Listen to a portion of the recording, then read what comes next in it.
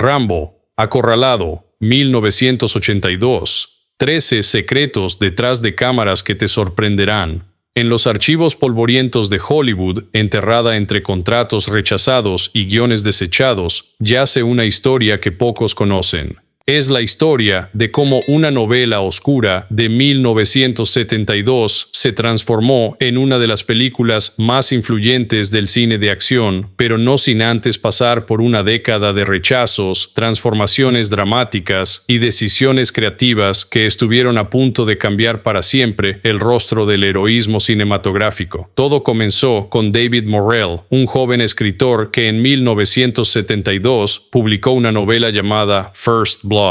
Pero este no era el Rambo que conocemos y amamos. El Rambo original de Morrell era un psicópata despiadado, un asesino sin remordimiento que masacraba sistemáticamente a más de 20 personas, incluyendo policías, soldados y civiles inocentes. Era una crítica brutal a la guerra de Vietnam, un espejo oscuro que reflejaba los horrores que la sociedad americana no quería enfrentar. Durante 10 años tortuosos, más de 15 escritores intentaron adaptar esta historia sin éxito. Algunos convertían a Rambo en un villano aún más despiadado que en el libro original. Otros lo transformaban en una sátira política del sistema americano. Warner Bros., Columbia y otros grandes estudios se deshicieron del guión como si fuera material tóxico. El proyecto parecía maldito, pasando de mano en mano sin encontrar jamás su forma definitiva. Fue entonces cuando el destino intervino de la manera más inesperada. John Travolta, recién salido del éxito de Grease, fue el primer actor en recibir una oferta seria para interpretar a Rambo. Imaginen por un momento al Danny Zuko empuñando un arco y flechas en las montañas de Washington. Pero Travolta rechazó el papel, al igual que Al Pacino, quien quería convertir a Rambo en un personaje aún más inestable y volátil. Steve McQueen fue descartado por su edad avanzada, y Clint Eastwood consideró que el personaje no encajaba con su estilo cinematográfico. Cada rechazo era una pequeña tragedia para los productores, pero también una oportunidad para que el proyecto encontrara su verdadero destino. Ese destino tenía nombre: Sylvester Stallone,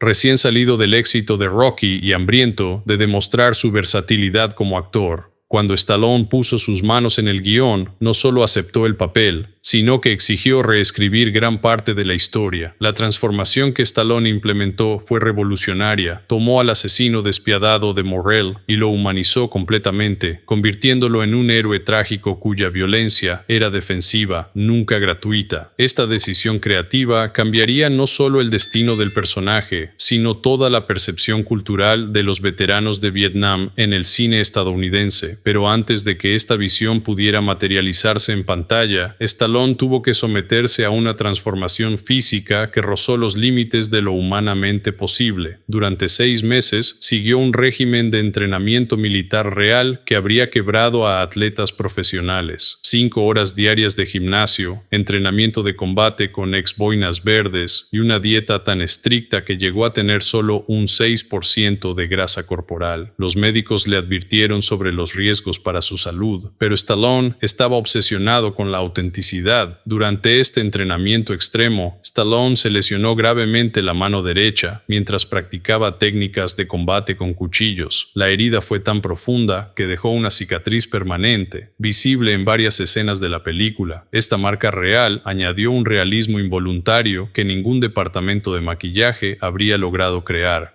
Mientras Stallone se preparaba físicamente, el resto del reparto se iba completando con decisiones igualmente fascinantes. Richard Crenna, conocido principalmente por sus papeles en comedias televisivas, fue elegido para interpretar al coronel Trautman. Su casting representó un cambio radical que pocos actores logran con tanto éxito. Crenna se preparó consultando con oficiales militares reales y estudiando las técnicas de entrenamiento de las fuerzas especiales. La química entre Crenna y Stallone fue instantánea, pero hubo momentos de tensión creativa. Durante una de las lecturas del guión, Crenna cuestionó una de las líneas más emblemáticas del diálogo. Stallone insistió en mantenerla, y esa línea se convirtió posteriormente en una de las más citadas del cine de acción, demostrando la importancia de confiar en la visión creativa original. Por otro lado, Brian Dennehy, elegido para interpretar al Sheriff Teasle, aportó una autenticidad dolorosa al proyecto. Pocos sabían que Dennehy era veterano de Vietnam en la vida real, lo que añadía capas de significado personal a su interpretación del antagonista. Durante el rodaje, canalizó sus propias experiencias como veterano y su frustración con el sistema que había fallado a tantos soldados como él. La tensión entre Dennehy y Stallone se trasladó orgánicamente a sus personajes, creando una rivalidad que se siente visceralmente real en pantalla.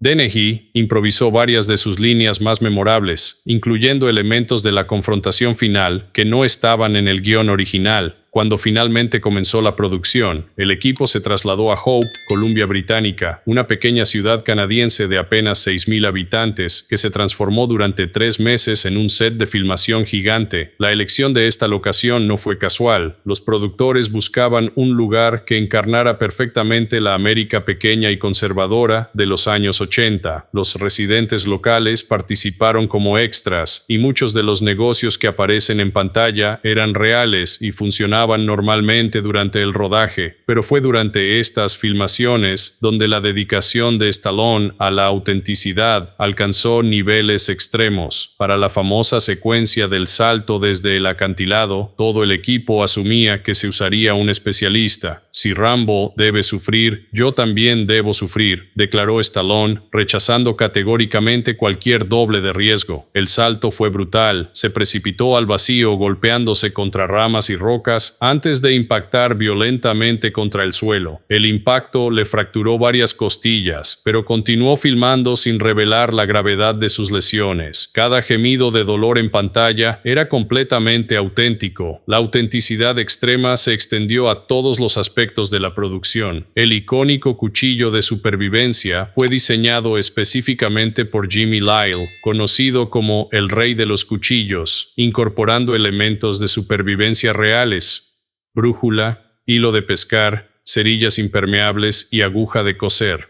Stallone se entrenó durante semanas con instructores militares para manejar cada arma de manera realista, aprendiendo tiro con arco hasta alcanzar un nivel de precisión impresionante. Las secuencias de acción presentaron desafíos únicos que pusieron a prueba tanto la creatividad como la resistencia del equipo. La persecución en motocicleta por el bosque estuvo a punto de costar la vida a varios miembros del equipo cuando Stallone insistió en realizar sus propias acrobacias. Durante una toma, se estrelló contra un árbol, sufriendo una conmoción cerebral leve, pero se negó a parar la filmación. El helicóptero utilizado en las escenas de persecución aérea era piloteado por un veterano de Vietnam que había volado misiones de combate reales. Su experiencia añadió un realismo visceral que ninguna simulación habría logrado. La secuencia completa requirió 3 semanas de filmación y el uso de más de 15 cámaras simultáneas, con varias tomas repetidas hasta 20 veces para lograr la perfección. Paralelamente, Jerry Goldsmith trabajaba en una partitura que se convertiría en sinónimo del heroísmo solitario. Lo fascinante es que Goldsmith compuso la música después de leer solo el guión, sin ver una sola escena filmada. Su enfoque combinó elementos de música militar tradicional con sonidos electrónicos innovadores, grabando el tema principal con una orquesta de 90 músicos, pero añadiendo elementos sintéticos que le dieron ese sonido único y futurista. Los efectos especiales, revolucionarios para 1982, fueron creados sin CGI, utilizando técnicas pirotécnicas reales que requerían precisión milimétrica. El equipo desarrolló nuevas técnicas para crear las explosiones más realistas jamás vistas, utilizando combinaciones de gasolina, pólvora y productos químicos especiales.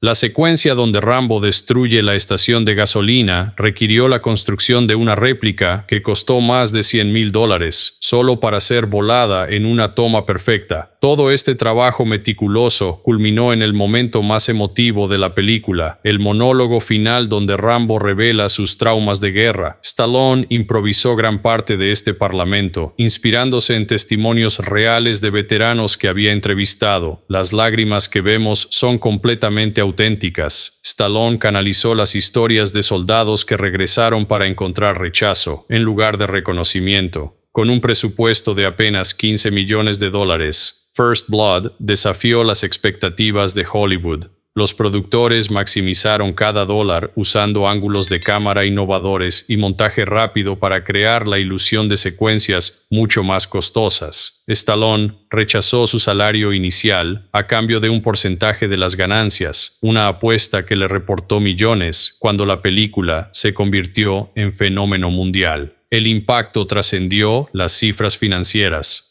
First Blood recaudó más de 125 millones mundialmente, pero más importante aún, cambió la percepción social de los veteranos de Vietnam. Rambo se convirtió en símbolo cultural que inspiró desde videojuegos hasta referencias políticas. El término Rambo entró al diccionario como sinónimo de acción individual contra sistemas opresivos. Muchas organizaciones de apoyo a veteranos citan la película como catalizador que ayudó a cambiar políticas públicas y la percepción social de los soldados que regresan del combate. David Morrell, inicialmente escéptico sobre las adaptaciones, finalmente reconoció que la transformación de Stallone había creado algo más poderoso que su visión original. Así, una novela oscura sobre un psicópata se transformó en un himno de esperanza para una generación olvidada. First Blood no fue solo entretenimiento, fue un grito de guerra, una declaración de principios y un espejo que reflejó las heridas más profundas de una sociedad reconciliándose con su pasado. Cada explosión escondía una historia de sacrificio, cada persecución representaba años de preparación extrema y cada momento emotivo surgía de experiencias auténticas de dolor y redención.